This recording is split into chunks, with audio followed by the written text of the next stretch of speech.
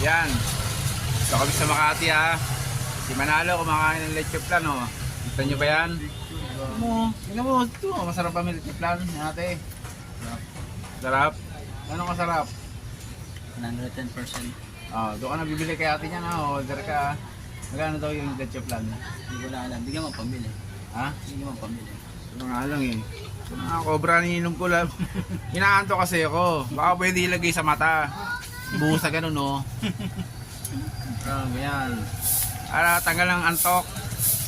Kakantok dito. Sa Kempo Makati. Pinabantayan namin dito. Ayan. Eskwelahan. Ng... Tindahan yung eskwelahan.